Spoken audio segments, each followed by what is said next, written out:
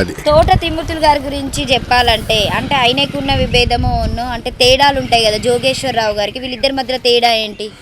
పేదోడు వెళ్ళాడు అనుకోండి, ఆడు ఎంత పెద్దవాడు వచ్చినాడు గ్యాంటీగా తోట తిరుమతిలో పేదోడు పక్కన నిలబడతాడు. జోగేశ్వరరావు నిలబడ్డండి, నిలబడ్డు చేయడు, ఉమ్మంటాడు అంతే. ఉమ్మంటే పని ఏముందండి, పేదోడు పని చేయాలి కదా. మరి ఇప్పుడు వచ్చేటువంటి ఎలక్షన్ లో మరి టీడీపీ జనసేన పొత్తు గుప్పుకొని ఒక దగ్గరికి వచ్చి ఎన్ని పొత్తులు వచ్చినాయి, పొత్తులన్నీ అలా పటాపంచలు అయిపోతాయండి. ఇక్కడ ప్రజలు ఏం చూస్తారంటే వాళ్ళకి న్యాయం చేస్తున్నదా లేదా ప్రభుత్వం. ఇవాళ జగన్మోహన్ రెడ్డి గారు న్యాయం చేస్తున్నాడా లేదా? ఏమండి పింఛన్లకు వెళ్తే పొద్దున్న క్యారేజీలు పట్టుకెళ్ళవలసి వచ్చింది ముసలోళ్ళు. కొంతమంది కొలు తిరిగి పడిపోవారు క్యారేజీలు పట్టుకెళ్ళిన వాళ్ళు. పక్కింటి వాళ్ళు వాళ్ళ మంచినీళ్ళు ఇచ్చేవారు, మళ్ళీ రేపు రమ్మనేవారు. ఏదో ముట్టోళ్ళకి ముట్టేసినట్టు అదరబో రేపిస్తాం ఎల్లుండ్రా అనేవారు. ఇవాళ 5 గంటలు ఎగ్గొట్టిస్తున్నారు వారంటీలు.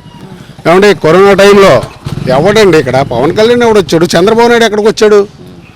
ఈవేళ వారంటీలు వాళ్ళ ప్రాణాలు తెగించి ప్రతి ఇంటికి కరోనా వచ్చిందంటే అందించిన వాళ్ళే. ఎవరిచ్చారండి? వాళ్ళు ఇచ్చారు, వారంటీలు ఇచ్చారు. అది జగన్ ప్రభుత్వం చేసింది. జగన్మోహన్ రెడ్డి గారు అంత స్ట్రాంగ్గా ఉన్నాడు కాబట్టి ఆ వారంటీలు చేయగలిగారు, లేకపోతే ఎవరు చేయగలరు?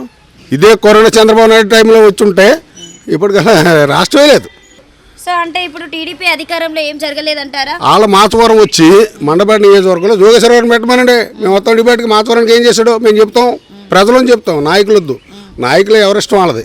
మేము ప్రజానికం పబ్లిక్ మేము చెప్తాం. తోట తిరుమతులు ఏం చేశాడో మేము చెప్తాం, జోగేశ్వరరావు ఏం చేశాడో చెప్తాం. అది ఇళ్ల తలాలు ఇప్పిందాం డబ్బులు ఎంతమంది తీసుకుని తెలుగుదేశం నాయకులు పోయారో. వైఎస్ఆర్సీపీలో ఎవరైనా ఒక కార్డుకి కానీ ఒక తలానికి కానీ దేనికైనా 10 రూపాయలు ఇచ్చుకున్నట్టు నిరూపించమనండి.